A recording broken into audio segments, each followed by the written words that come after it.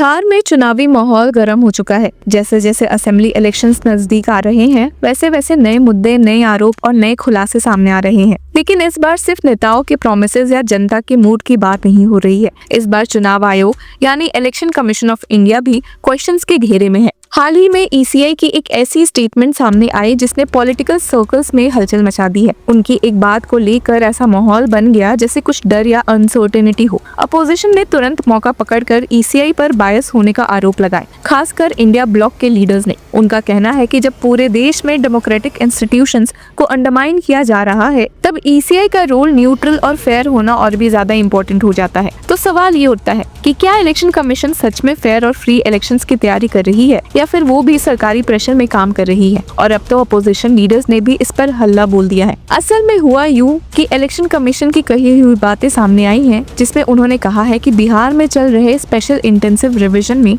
Only 6.85% of voters are yet to submit their enumeration forms. यानी कि chief election commissioner Gyanesh Kumar ने कहा कि ये जो प्रोसेस हो रहा है वो ढंग से हो रहा है, और इसी वजह से उन्होंने स्टेट किया, I thank all eligible electors of Bihar for actively participating in the much needed cleaning of the electoral rolls. हालांकि ट्विस्ट तब भी आया जब स्पेशल इंटेंसिव रिवीजन के दौरान बूथ लेवल ऑफिसर्स ने वोटर लिस्ट में कुछ फॉरेन नेशनल्स भी आइडेंटिफाई किए हैं, जिनमें नेपाल, म्यांमार और बांग्लादेश के लोग शामिल हैं। इलेक्शन कमीशन ने कहा है कि जब इलेक्टोरल रजिस्ट्रेशन ऑफिसर्स उनके डॉक्यूमेंट्स वेरीफाई कर रहे थे, तभी इनके नाम वोटर लिस्ट से हटाए गए। पर मामले अभी खत्म नहीं हुए। 3 बार फील्ड वेरिफिकेशन करने के बाद भी इलेक्शन कमीशन ने रिपोर्ट किया कि लगभग 4.5 वोटर्स अपने रजिस्टर्ड एड्रेस पर नहीं मिले। इनमें से 12.5 लाख लोग मर चुके हैं, 17.5 लाख लोग परमानेंटली माइग्रेट कर गए हैं और 5.5 लाख लोगों के नाम कई जगह एनरोल है, जिसकी वजह से डुप्लीकेशन और एलिजिबिलिटी पर सवाल उठ रहे हैं। पर इसी में इलेक्शन कमीशन ने कहा है कि 35.6 लाख नॉट फाउंड वोटर्स हैं और इनका डेटा पार्टीज के साथ शेयर इलेक्शन कमीशन ने करने के लिए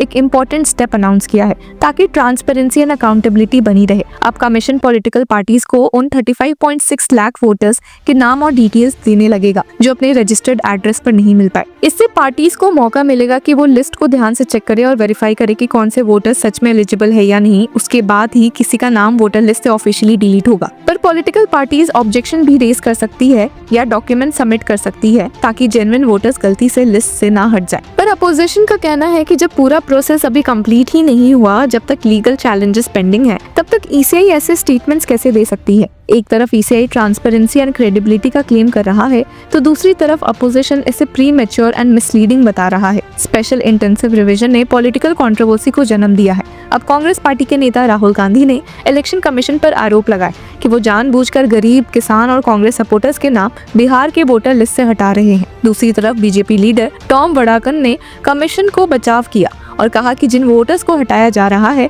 वो इंडियन सिटीजन्स नहीं है, बल्कि रोहिंग्या और म्यांमार, बांग्लादेश के लोग हैं, जो अपोजिशन के वोट बैंक का हिस्सा है। Waste Bengal chief minister Mamata Banerjee ने भी इलेक्शन कमीशन की एक्शन पर आपत्ति जताई। उन्होंने कहा कि बीजेपी ने महाराष्ट्र, दिल्ली और अब बिहार और बंगाल में वोटर रोल्स को मैनिपुलेट किया है। ममता बनर्जी ने कहा कि they deleted 35.5 lakh voters in Bihar, they did the same in Maharashtra and Delhi and all, now they want to repeat it in West Bengal, we won't allow it. उन्होंने वादा किया कि 2026 वेस्ट बंगाल असेंबली इलेक्शंस में वो पूरी ताकत से मुकाबला करेंगी। We may be injured but we are united and we will respond. Rashtriya Janata दल के नेता तेजस्वी यादव ने कहा कि बिहार में चल रहा स्पेशल इंटेंसिव रिवीजन पर अपोजिशन इंडिया ब्लॉक के जो डाउट्स थे वो अब सच साबित होते दिख रहे हैं। ये बयान बिहार विधानसभा के leader of opposition Tejashwi Yadav ने तब दिया जब इलेक्शन कमीशन ने एक दिन पहले कहा था that over 35 lakh voters were not found at there addresses during the electoral roll revision drive in the state. RJD के नेता तेजस्वी यादव ने इलेक्शन कमीशन पर सीधा आरोप लगाते हुए कहा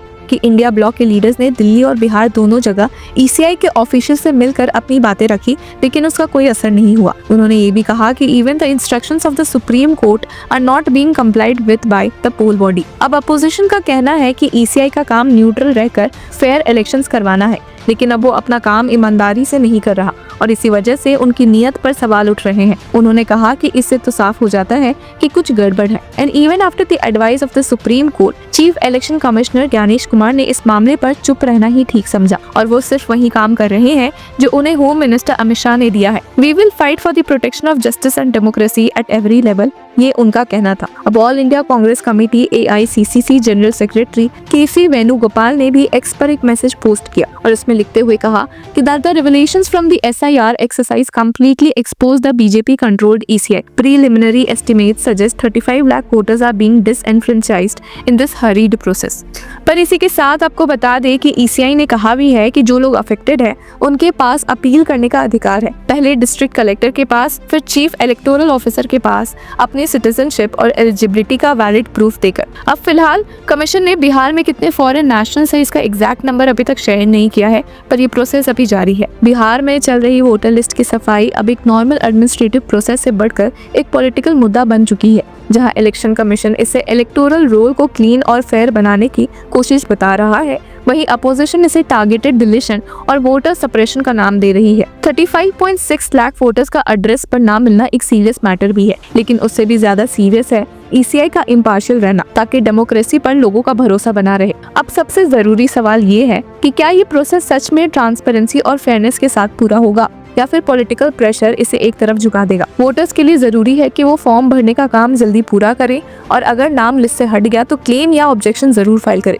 आखिरकार डेमोक्रेसी तभी जिंदा रहेगी जब हर एक वोटर गिनाया जाएगा, बिना भूल के और बिना किसी गलती के। चुनाव सिर्फ एक प्रोसेस नहीं है, एक भरोसा होता है लोगों का सिस्टम पर और सिस्टम का लोगों के प्रति। इलेक्शन कमीशन के लिए ये वक्त है अपनी क्रेडिबिलिटी साबित करने का और दिखाने का कि हर वोटर चाहे वो किसी भी जाति, धर्म या बैकग्राउंड का हो, बराबर मायने रखता है। तो व्यूअर्स, आपकी क्या राय है कमेंट सेक्शन में हमें जरूर बताएं और तब तक के लिए keep following law Chakra. Hello law lovers and justice seekers, welcome to law Chakra. हम आपके लिए लेकर आए हैं कुछ बहुत ही exclusive. Introducing law Chakra prime membership, जो आपको देगा exclusive access like never before, यानी कि फुल इनसाइडर एक्सेस, वो भी बस घर बैठे। यही नहीं, प्राइम मेंबर को मिलेगा access to exclusive interview session with renowned जजेस, लीगल एक्सपर्ट्स एंड लॉयर्स। ऐसे इनसाइट्स जो आपको कहीं और नहीं मिले। इसी के साथ अगर आप कभी सोचे कि हम कैसे लेकर आते हैं आपके लिए ये लीगल अपडेट्स, तो इसके लिए भी प्राइम मेंबर्स के लिए है हमारे पास एक special sneak peek behind the scenes of law chakra. Brainstorming session से लेकर ब्लूपर्स तक सब कुछ। In short, more content, more update and more analysis. Political legal controversies हो या इन डेप्थ लीगल सेशंस, सब कुछ आपको मिलेगा एट वेरी मिनिमल प्राइस। बनिए लॉ चक्र की प्राइम मेंबर और अनलॉक कीजिए full potential of legal knowledge. अभी ज्वाइन कीजिए।